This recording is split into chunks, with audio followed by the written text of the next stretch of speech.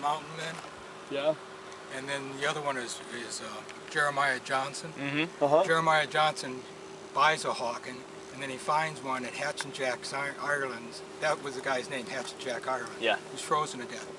Well, it's kind of, first of all, it's a true story about Jeremiah Johnson, but it's kind of a phony story about the rifle. Jacob Hawken only made 300 rifles, and over half of them went to Dukes and Earls in Europe. They were considered the Rolls Royce. The reason this is so heavy is it's a full stock. Even Jim Bridger's rifle, which I have pictures of, I physically saw, is a half stock. The barrel is what we would call today a competition barrel. It's extra thick, and deeper lands and grooves, which is why I had an edge when it came to shooting over 200. Oh, nice. Oh yeah, you know, it'd be like he and I having a race right now. Yeah. And I did not bring the ramrod because I wasn't sure what the situation was. Missing the ramrod. Yeah. If you don't, technically, like when you're wandering around camp, stuff like that, you're supposed to keep the ramrods out of your thing. It's kind of like leaving a chamber open for a rifle, so that everybody can see that everybody's no bullets. So it's a flintlock. But anyway, in Jeremiah Johnson, like I said, nobody would have had 2 Hawken rifles. That's like having 2 Rolls Royces that you run across. Then in the other movie, which is better, and that some of the guys that I shot with for years and years were in the movie, called Mountain Men with Brian Keith and the former head of the NRA. Charlton Heston. Charlton Heston, right. Chuck, as he liked to be called. Well, one of the last scenes where Brian Keith was trapped by the crow, Brian Keith is shooting a rifle, and it's a percussion rifle. Percussion rifles didn't come until after 1840 west of the Mississippi. So what makes my Mary mad, or some of my friends who would watch movies, is we'd be watching a movie and I'd say, John Wayne, and I'd say, you guys got a Model 94 and this is 1870. And everybody else is sitting there saying, only you would know, you have ruined the movie. The movie's no good, you know. You blew it for us. But so that's a mistake they made in that movie. But some of my friends, when they have the rendezvous and they're all dancing and drinking and whatever, and stuff like that, I can pick out. I could, if we watched the movie together, I could show you one guy. I won his blanket from him. Oh, really? And I have that blanket, David. It's on my bed. It's a white blanket, cream color blanket with stripes, and it's only got a couple stripes. It's not like this. And it was one of the old original Hudson Bay blankets. It was his grandfather's. Wow. So you won it? Pre-World War II. And the snowshoes that I have came from Alaska, from a guy whose father worked on the Alcan Highway. So I have all this history stuff, you know. Oh, we'll get that started now. How'd you do that? Probably that's Put breakfast. paper in the pan and went till just... Yeah. Yep. Now I have in my possibles bag a flint and steel. We should have had a contest. Smart. Man. I like it. Or pass it around. Oh, okay. So how old is this gun? Oh, this, and by the way, this is Tiger Maple. This was handmade for me in 1980. And it's got one of the things that's important. Again, this has what's called a set valuable and rare they were. So Matt, you weren't here, but I was telling you there's 2 real good movies that Chip, you should see them. One called Jeremiah Johnson, which is based on a true story, a real person. He was born in 1825. He died in 1901, and he really and truly is now buried in Montana. And killed reportedly over 300 Braves one at a time, Crow Indians. Anyway, so in that movie he buys a Hawken rifle and finds a Hawken rifle. That really never happened because a Hawken rifle was so valuable that you were lucky to see one in your lifetime. Jim Bridger, like I said, his rifle is at the east end of Yellowstone, the museum there. Chris, you've been there where the Cody is. Right. His is a half-stock Hawken, and it has a percussion lock now, because after 1840, until 1840, the percussion locks, which is a different lock than this and a little easier to use, they didn't exist west of the Mississippi. They just did not. Anyway, so in the movie The Mountain Men with Brian Keith and Chuck Heston, Charlton Heston, in the last part of the scene where they're trapped by Crow Indians, what's his name, not Charlton Heston, the other guy I just said. Brian Cade. Thank you, Brian Cade. Raises his rifle up to shoot, and it's a percussion rifle. And I used to drive people crazy by saying, that's not authentic, it didn't exist. So somebody had made a mistake. But like I said, I shot with people from the Grand Ron Muzzleloaders Association that I'm a lifetime member of, and the boys from Burns, Oregon, the boys from Burns. They were in that movie, and I have a blanket from one of them that I won. But Ronald Nolan Sixberry and Gene Isom Goodwin were very famous gunsmiths who had been machinists with the Coast Guard, and they went to the Colorado School of Trade, which is a gunsmithing school. And they were given permission to mic 2 rifles. One was Jim Bridger's rifle, which is in northeastern Montana from Yellowstone. And the other one was Davy Crockett's rifle. This rifle is exactly the rifle that Jim Bridger bought initially. The reason the one you see in the museum has a half stock, a little shorter barrel, and a different lock is when he got older and they came up with new technology. A percussion lock has a little nipple, and you don't have to worry about powder getting wet down at the frizzen pan.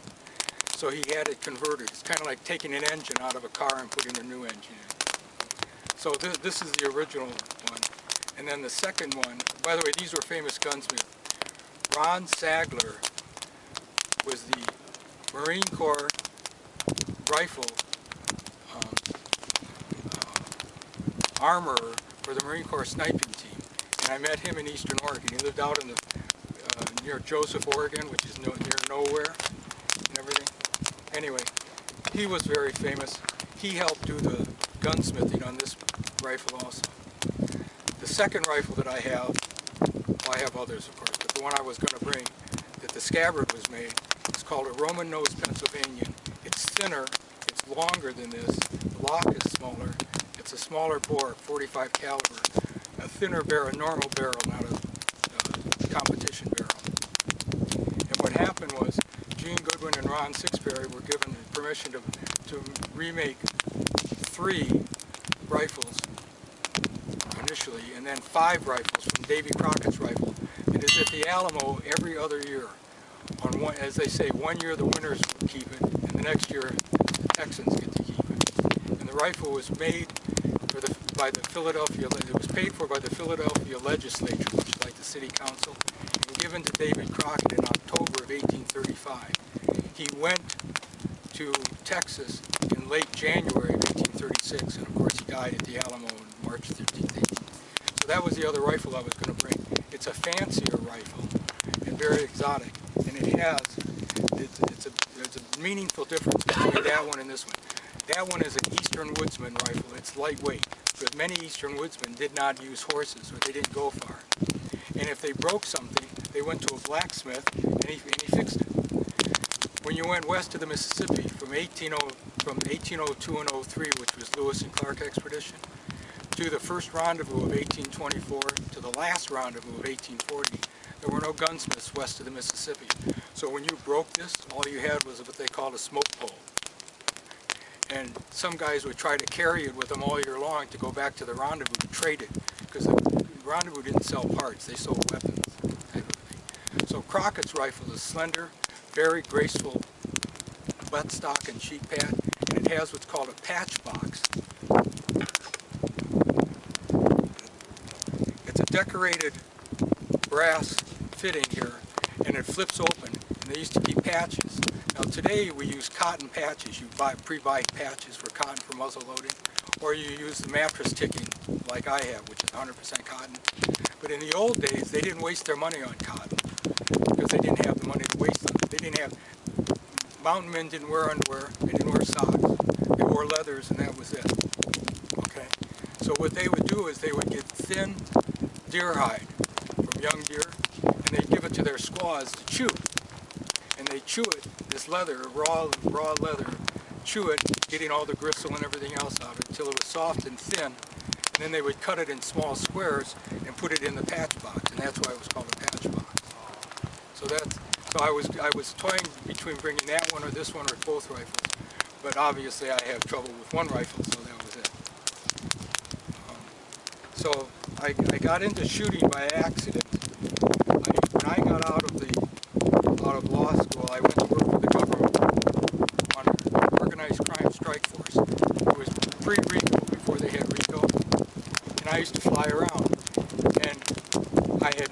Ron Six, Gene Goodwin in Washington, D.C. He was one of the design engineers of the Polar Star and the Polar Sea and the Coast Guard.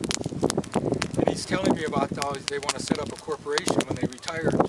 So I did the corporate papers. I was a licensed attorney in Virginia. I had passed the bar in Virginia. But I didn't take or pass the bar in Oregon. But Oregon has a loophole.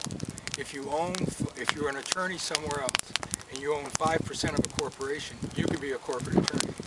So I started my life off privately as a corporate attorney for this gun shop. It had 3 or 4 dogs and 2 old retired bearded Coast Guard machinists. How old were you? Huh? How old were you? 30 years old. I was 30 when I finally got out of law school. I have an MBA and a law degree, and between that and college, life was taken up with. And we had just moved here. Well, I had flown in to do their taxes, and they had a typical gun shop. I mean, it had guns all over the place, a big pot-bellied stove. Guys would come in, and none of these guys were scoutmasters, by the way. These were all retired military. And I was in the back room next to what's called a bluing room. They did chemicals for bluing and browning barrels. This is brown. And I'm doing their taxes. And I had landed in Pendleton, Oregon. They had picked me up, drove me up to LeGrand, up 51 miles to LeGrand. So they're talking and stuff. And one of them said something about, what was Bridger's nickname? Because they have content. And they couldn't remember his nickname. And I said, I leaned my head out the door, because I'm sitting at a desk, and I leaned my head out the door and I said, "Oh, Gabe." Put my head back in. And everybody said, "Who the is that?" And I remember to this day, Ron Sixbury says, "Well, that's our attorney. He's our corporate attorney. He's doing our taxes." "Fool, I paid you in cash. You don't report any taxes." So then they said something else about, it was something else about the first wagon trains through. And I had read all these books. This is before I started this, but I was interested in it. And so I reached over and I said, the Rendezvous of 1838, which, by the way, is the Mountain Man movie that takes place in the Rendezvous of 38. So they said again, "Who the is that?" You know. So finally, Gene or Ron come and get me, take me up, and I had still had my vest on, no tie, white shirt, because I had gotten off the plane early that morning and they had picked me up. And I used to travel because I owned 5 acres in LeGrand, so I consider myself a resident. We're not taping this, are we? We are. Oh, well anyway, Keep it clean. I used to shoot in Oregon. Let's put it that way.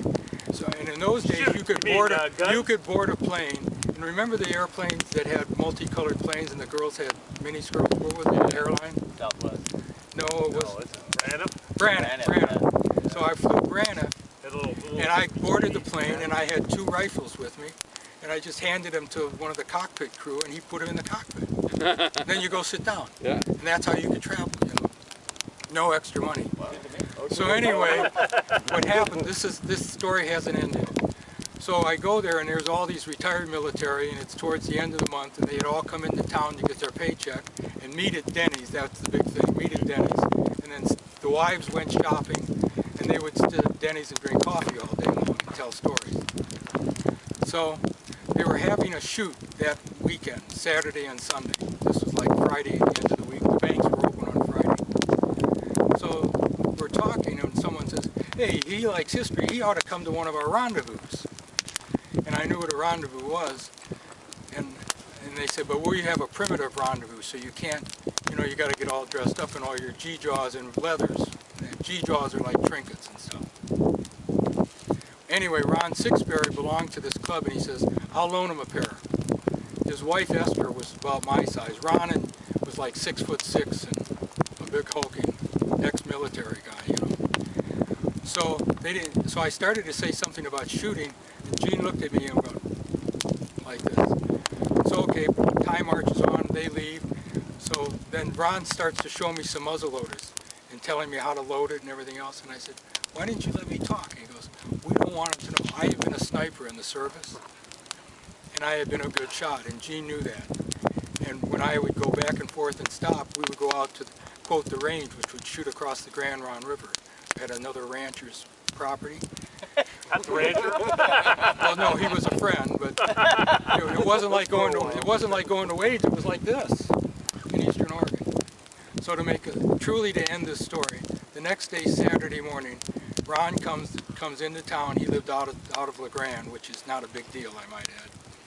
And he comes in with Esther's leathers, and I put them on, and they fit. And we get a couple rifles, and I'm practicing pulling it up and aiming and stuff like that.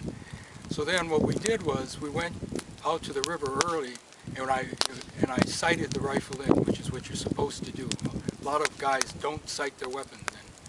And then Ron and I went to this shoot for the very first time, and I'm all excited. My heart's just pumping, right? I had to borrow a tomahawk and a knife. I didn't know anything about what was going on. They wanted to make sure I was a member of the NRA, by the way, because of insurance proceeds. The very first time I loaded my rifle and shot, I hit they called them clangers. These guys used to take highways, well, they didn't take the highway signs. They used the same steel as highway signs. They borrowed. Kind of like Bill did. Yeah. And they would make cutouts. That's 4 signs thick. Yeah, they would make cutouts of Indians, of deer, of elk, of turkeys, and they'd put them way out, and sometimes they'd put them on swings, like metal chains, and they'd have a berm there, and you'd take turns. They'd have their teenage kids hide behind the berm, and you'd shoot at the clanger. Well, if the kid put his head up. Anyway, Wow. it's a true story.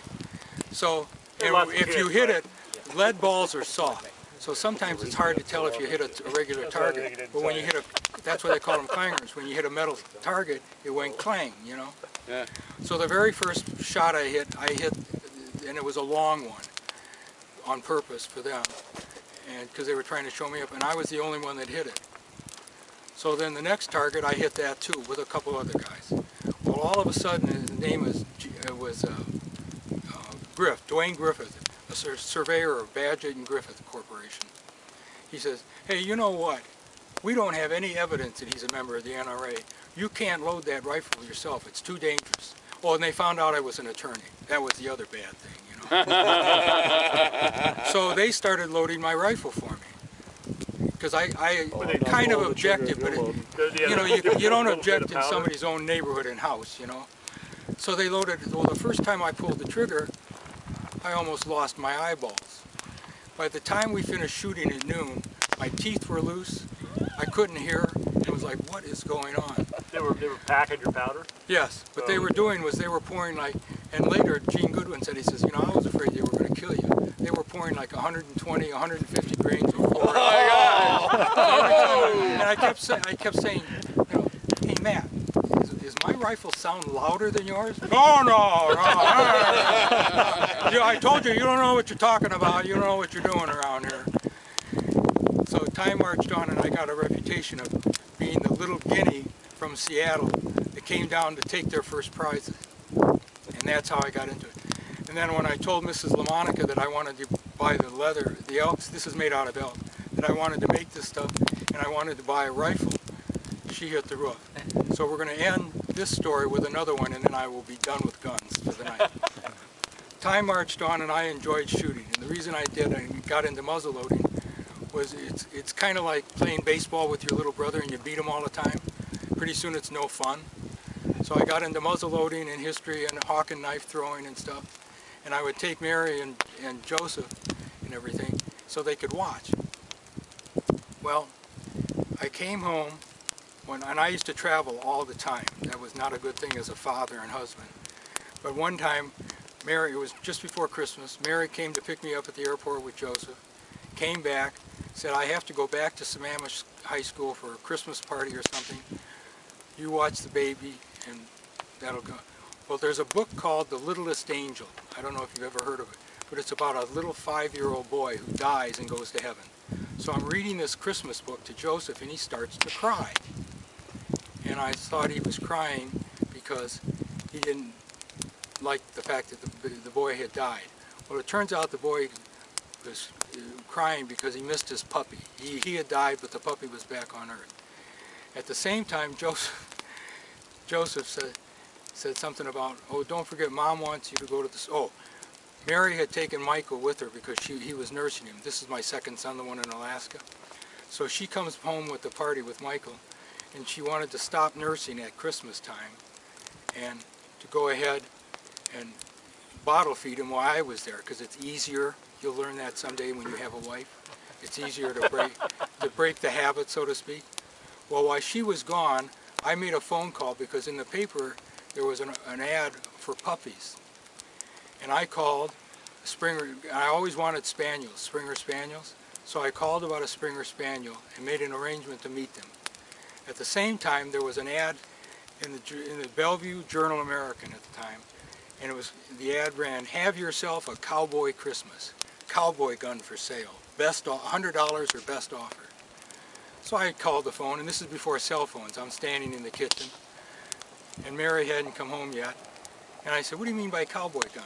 He says, "Oh, you know, it's like you see in the Westerns. You put your hand in it, and you cock it, and you shoot it." I said, "Is it a Winchester? Is it?" He says, "Well, I said, "What does it say on the barrel?" He says, "Genuine round barrel Winchester smokeless powder." Well, those words mean it's one of the original Winchester, model 94. Means it's one of the original Winchesters pre-1900, okay? So I get on the phone to Oregon to my gunsmith friends, and I said, "Hey, there's this Winchester, and this is what it says, and it's a round smokeless, and it says smokeless powder on it. Is it worth $100? "Oh yeah, buy that thing." He said, "We'll sell it for $200 down here to some sucker, because it's probably no good." Mary comes home with the baby, says, "Tell you what, I'm going to nurse him one more time. I forgot to get Similac at the Albertsons drugstore, or grocery store at Crossroads. You go to get Similac at Albertsons, come back, I'll have the kids put to bed, we'll have Christmas dinner and talk about Christmas morning." Well, I went first to the church, and he was a marriage counselor, and he pulls this rifle out from under, true story, as God is my witness, pulls a rifle out from under his desk. Meanwhile, we hear kids singing. This is at St. Mary's over by the mall, the Catholic church there. Yeah. Anyway, the kids are singing in front of the nuns and everything. I take a look at this, and if I had the rifle with me, you would see what I'm talking about. You could tell it had been in and out of a scabbard repeatedly. I opened up the chamber, put my thumb down, and the barrel was spotless. Not only that, everything said to me that this thing is a pre-1900 rifle. So I open up my checkbook, because I used to travel a lot, and Mary, just a second, Mary would pay all the bills. She'd pay the mortgage, she got my money, my paycheck and everything. So I open up the checkbook. Well, she was very good with money. She would put just enough in the checking account to pay bills, and then put the rest of it in a savings account. So I looked in there, and there wasn't enough money for, I had like $103 or $104, and I was supposed to stop at the Albertsons and pick up a case of Similac, powdered milk. So I explained to him that I didn't have enough money to get the milk and the rifle. Could I come back later? "No, my wife doesn't want guns in the house. She's about ready to divorce me, and I'm a marriage counselor." And he said, I've had a bunch of calls on this, and everybody wants to come over here, but you said you'd be here at 7 o'clock or whatever. And so I explained to him the problem. I said, I know what you're thinking, but I can pay you tomorrow. He says, "Tell you what, you write me a check for $100, and my wife will be happy. I'll give you $5 in cash, and you can go buy a can of Similac, and your wife will be happy." I said, "Deal." I walk out really of there. believe that? You're You really believe that? I have a trench coat on with my three-piece suits. I look like Elliot Ness. Striped three-piece suit underneath. Underneath, I've got the rifle poking out from under my trench coat. I walk right past the chapel where the kids are practicing Christmas Eve songs. I stop at the Albertsons at Crossroads. You crossed yourself as you walked out, right? Yeah. I'm Catholic. I get to Albertsons at Crossroads. It's not there anymore at the Bartels. Yeah. The manager knew Mary, my wife, but she didn't know me. I explained to him that I had, quote, forgotten my checkbook. He says, "Here, take," I said, "so I can only buy a can of it." He says, "Here, take the case of Similac. If I don't hear from you or your wife by New Year's Eve, I'll repossess the baby." So I'm happy. I got what I want. I got what Mary wants. I drive home. All the Christmas lights in the house are off. The Christmas tree is off, and the front door is locked. Well, my intention was to go around the back of the house, take the rifle in, sneak down the hallway to the living room, put it underneath the couch. Christmas Eve, take it out, put it under the tree, and Christmas morning say, "Look what Santa Claus brought Dad." Oh, Instead, I have to stand for this. I can get up. This is worth it. Instead, I got into the house, and everything is dark. And I thought, what is wrong? And I go into the kitchen, and I'm putting the can of Similac down on the shelf, and I've got the rifle sticking out, upside down, sticking out of my trench coat, and the kitchen lights go on. And there is Mrs. Lamonica, standing there in her flannel nightgown. I know she wants to hear that. Flannel nightgown with her arms folded like this, says, "What's that?" And I explained to her the whole story. I slept on the couch that night. But it was worth That's it. called and so her comment was, "You took the baby's milk money and bought another gun." So we've always called it the milk money gun. Time marches on. 20 years later, right, or 18 years later, Michael is at the academy. He gets in the rifle team and he's at the World Shoot, the NRA World Shoot in Ohio. They had tractors pulling wagons out to the base, and Michael had told me that they had registered me as the official photographer. I get on this back of this wagon and with other people, and we're going, and I looked, and there were two Coast Guard young cadets, a boy and a girl. And the girl kept looking at me, and I had a Coast Guard dad shirt on, you know, and she said, "Are you Mr. Lamonica, Michael's dad?" And I said, "Yes, ma'am." And she said, "Would you tell us the story of the milk money gun?"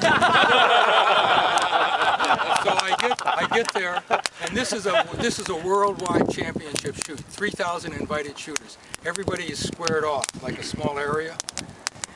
The Marine Corps sniper team, World Sniper Team, and Olympic shooting team were next to us.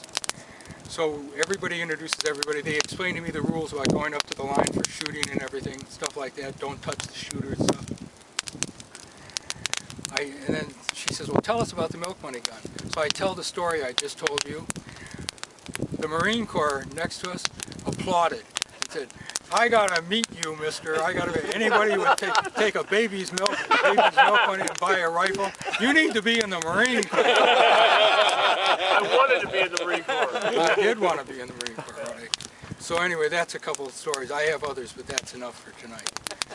But I don't understand why things didn't work out with the marriage, you know? But anyway, thank you for your patience, and thank you for all the work you're doing. Does anybody have any questions? Do you still have the gun? No, Oh, Michael Michael's has it. got I just gave it to him last year.